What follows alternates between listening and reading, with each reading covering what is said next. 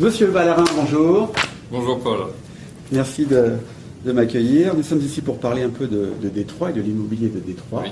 Donc, vous êtes ici déjà depuis 97. Depuis 97. Vous devez connaître, temps. même si ce n'est pas votre domaine. Voilà. Notamment, vous avez une casquette de président de la Chambre de commerce et d'industrie du Michigan. Voilà. Alors, on aimerait bien savoir, notamment, quel est son rôle, quelle est sa présence au sein de l'économie locale. Très bien. Bon, la Chambre de commerce franco-américaine du Michigan, c'est une association qui regroupe un peu plus de 200 membres, une trentaine à quarantaine d'entreprises qui sont soit les entreprises françaises étant implantées ici, soit les entreprises américaines avec une affiliation diverse avec la France. Et c'est une entreprise apolitique, non-profit, qui est destinée, on va dire, à animer le tissu économique franco-américain du Michigan. Très bien. Ah, donc avec l'aide des Français. Avec l'aide des Français et avec l'aide des Américains, puisqu'il y a une... Alors il ne faut pas oublier que nous sommes ici à Détroit, c'est une ville qui a été fondée par les Français en 1701.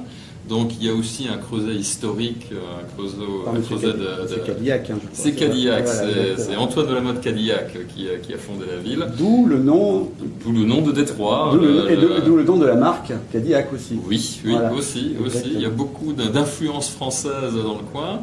Et évidemment, il y a aussi un attrait, une francophilie de la part de nos hôtes américains à nous accueillir et à participer avec nous à différentes entreprises ou initiatives. Vous êtes nombreux Français ici sur l'État du Michigan? L'État du Michigan, entre 3 et 6 000 Français. Entre 3 et 6 000 Français qui sont, pour la grande majorité, concentrés dans la région de Détroit. Vous êtes un peu à part. Non, j'en fais pas. Vous êtes à 1 heure de route? Non, j'en fais pas. Alors là, on va en revenir peut-être un peu tout à l'heure, mais il y a certainement une clarification à faire entre la ville de Détroit et la conurbation de Détroit, mais j'y reviendrai. Alors, entre 3 et 6 000 Français, grosso modo 50% d'entre eux qui vivent de l'automobile, qui sont venus ici avec l'automobile, donc qui sont très marqués par un profil ou une industrie locale que l'on connaît, hein, qui est la construction automobile, et 50% qui sont arrivés ici au travers de hasard de la vie et qui se retrouvent, comme beaucoup d'entre nous, à vivre en Amérique du Nord, et on s'y plaît. Vous êtes marié à une Américaine? Je suis marié à une Américaine. Donc je fais ma vie ici. D'accord. Vous êtes bien, vous ennuyez pas trop ici? Non, du tout. Non, du tout. C'est très bien. C'est une très très belle région. Très belle région. Vous avez donc connu la crise? Oui, 2009-2008. Comment vous l'avez vécu? Alors, il faut bien comprendre que ça a été un cataclysme ici, dans la région de Détroit.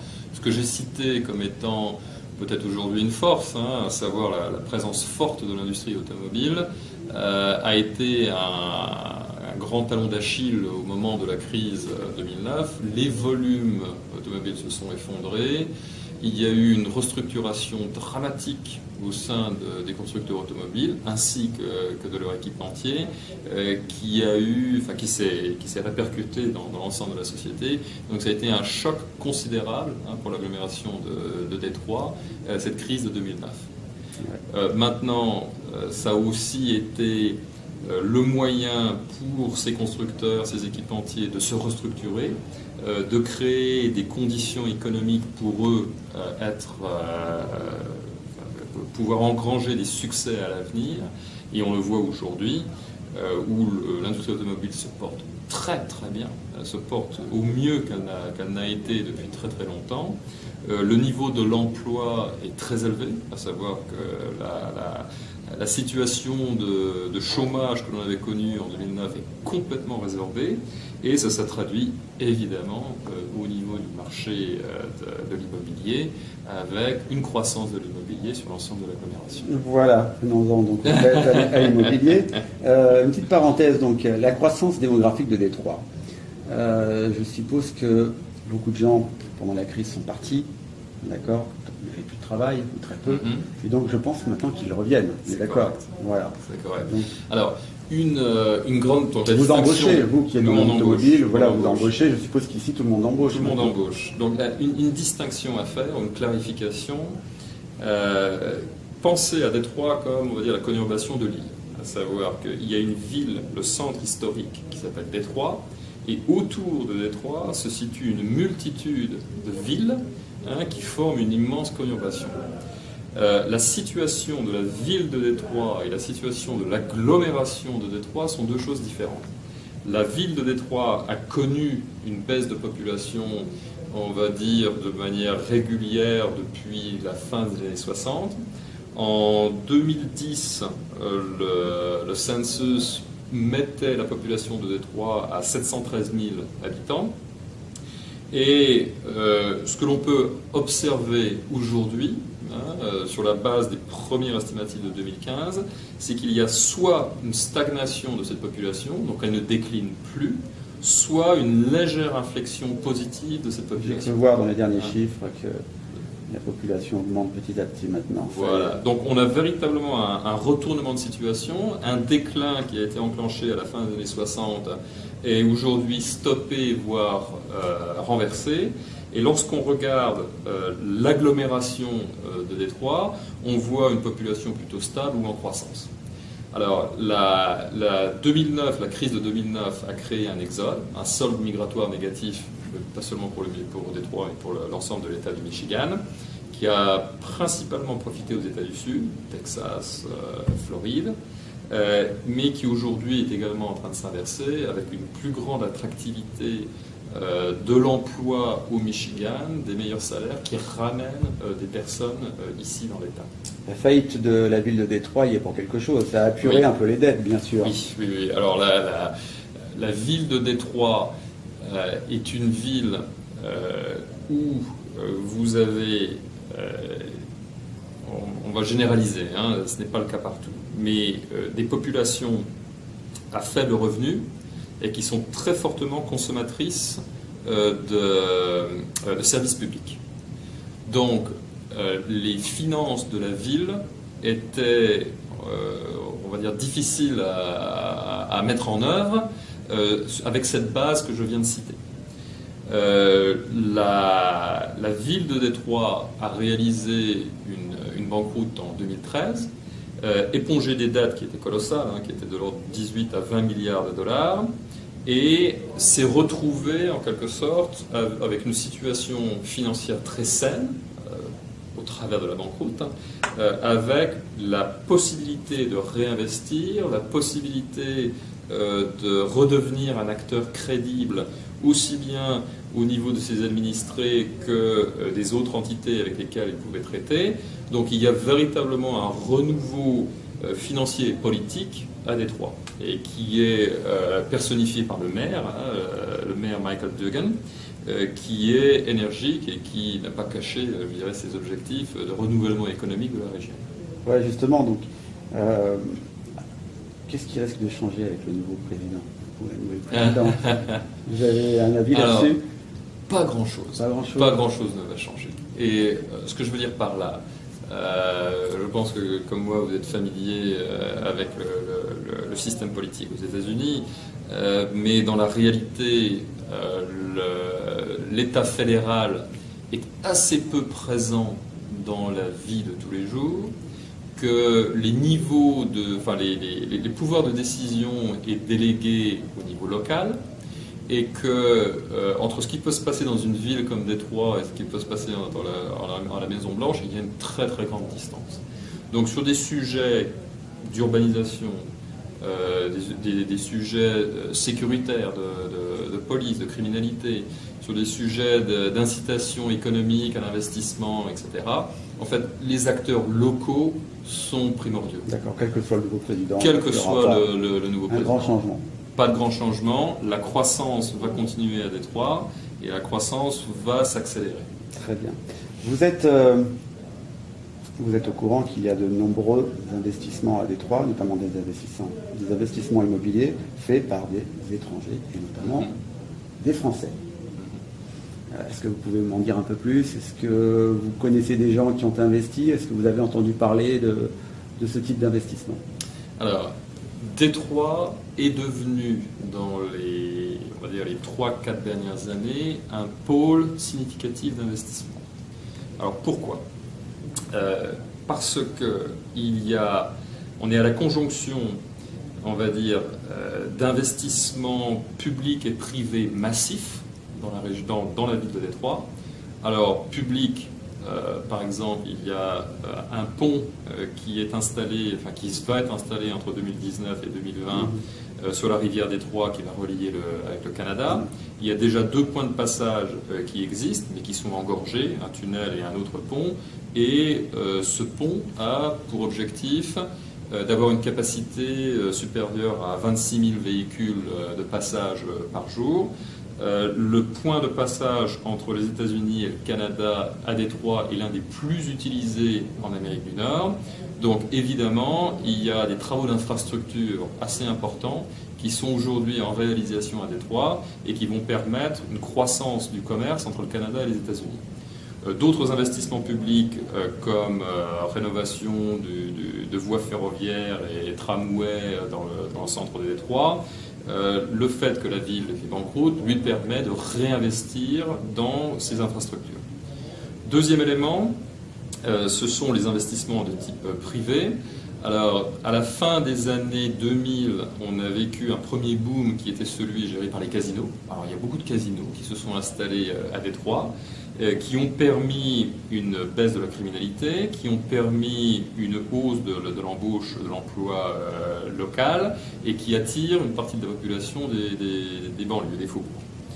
Futur Las Vegas. Futur Las Vegas, je ne dirais pas jusque-là, mais pour sûr, ça attire du monde. Deuxièmement, il y a eu conjointement, de fin des années 2000, début des années 2010, il y a eu de très gros investissements réalisés dans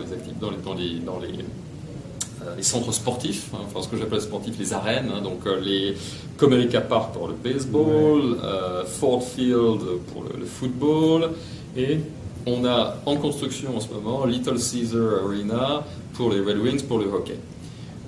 Tout ceci s'accompagne d'un programme d'investissement lié à l'immobilier, lié à des commerces, lié à des bureaux.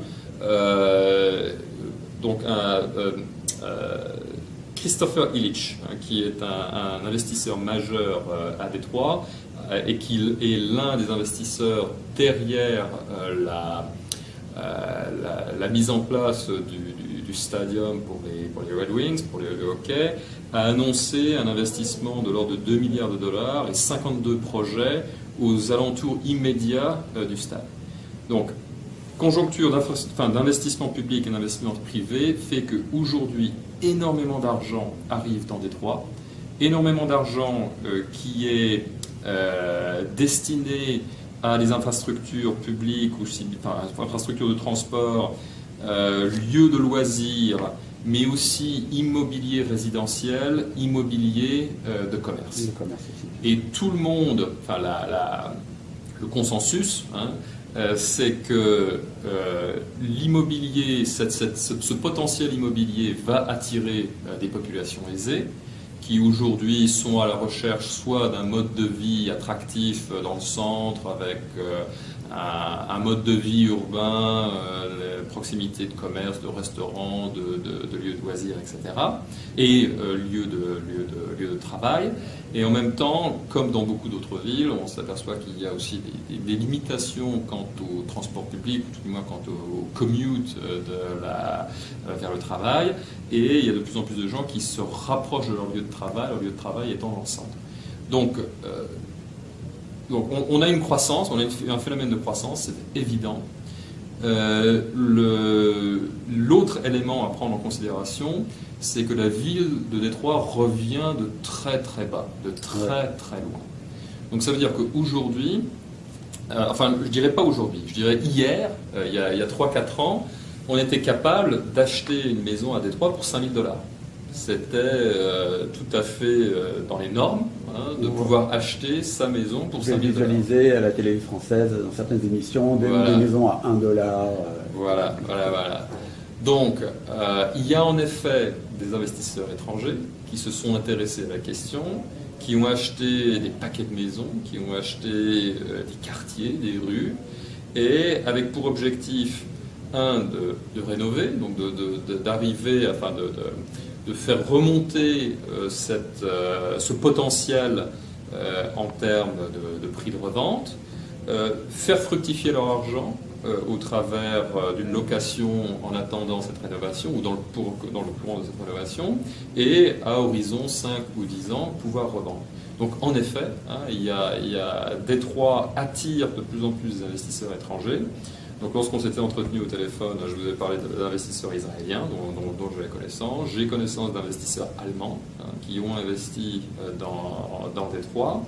Et évidemment pour eux, c'est une bonne affaire puisque on commence, même si on commence de très très bas, aujourd'hui les perspectives de croissance sont très fortes et on va dire très sûres. Donc sans avoir de boule de cristal, on peut prédire que l'immobilier va augmenter, la valeur de l'immobilier va augmenter. La valeur de l'immobilier va augmenter. Surtout que on sait que Section 8 est très présent ici à Détroit. Beaucoup de loyers sont payés par Section 8. Et donc ça attire aussi beaucoup d'investisseurs. C'est une sécurité entre guillemets pour eux. Donc revenons aussi, donc, on a parlé de la valeur de l'immobilier de Détroit. Concernant le taux de criminalité, une question que je voulais vous poser. Êtes-vous au courant du taux de criminalité ici à Détroit? Oui. Alors, encore une fois de plus, en faisant la distinction entre la ville de Détroit et l'agglomération de Détroit, voilà. La ville de Détroit est, on va dire, la deuxième ville la plus pire aux États-Unis. Avec un taux de... La première étant Saint-Louis, je crois. Saint-Louis. Je crois que c'est Saint-Louis. Encore une autre ville française. J'espère qu'il n'y a pas de... On peut en tirer de conséquences. Donc, de conclusion. On ne va pas en tirer. Donc aujourd'hui, on est à 43,5 homicides pour 100 000 habitants, ce qui reste beaucoup. Par contre, en 2016, la ville de Détroit a atteint le plus bas niveau de criminalité en 40 ans. Donc, bon, qu'est-ce que ça veut dire? Ça veut dire que avec la baisse de population que j'ai indiquée précédemment, jusqu'à 2010, évidemment, il y a un effet de valeur absolue, à savoir que le nombre d'homicides réduit du fait de la réduction du nombre de population, mais qu'en même temps, il y a également une tendance vers on va dire la résorption ou la réduction du taux de criminalité, même en pourcentage. Alors évidemment, il y a encore beaucoup de chemin à parcourir. Ce n'est pas une question qui peut se résoudre du jour au lendemain. Je pense que les services de la ville, les services du maire sont très actifs. Ils ont bien compris que la croissance de population dans Détroit, les investissements qui venaient à Détroit devaient nécessairement s'accompagner d'une réduction de la criminalité. Il y a aussi un deuxième facteur que je voudrais souligner, c'est la qualité de l'éducation. Et aujourd'hui, il y a aussi un effort concerté pour pouvoir renouveler ou en quelque sorte sortir le système éducatif des public schools de Détroit du rouge pour l'amener à une situation financière stable et une situation de performance au niveau de l'enseignement lié aux élèves. Donc ces deux facteurs, criminalité et éducation, je pense, sont les deux chantiers majeurs pour la mairie de Détroit dans les 5 prochaines années pour pouvoir réussir leur conversion vers une nouvelle économie, vers l'emploi, vers l'attractivité, etc., etc. Détroit 2020, 2025, 2030, vous voyez ça comment? Eh bien, si je regarde ma boule de cristal, on va dire, et que je me réfère au présent, aujourd'hui, il est très, très difficile pour un jeune couple sans enfant, on va dire ça comme ça, de trouver un appartement à Détroit. Très difficile. Parce que aujourd'hui, tout ce qui était rénové, tout ce qui était appartement, on va dire, de bon standing est déjà parti. Tout est déjà pris, tout est déjà fait. Il y a une très forte pression et croissance sur les loyers, à savoir que ces gens qui veulent habiter au centre sont prêts à payer des prix de plus en plus importants.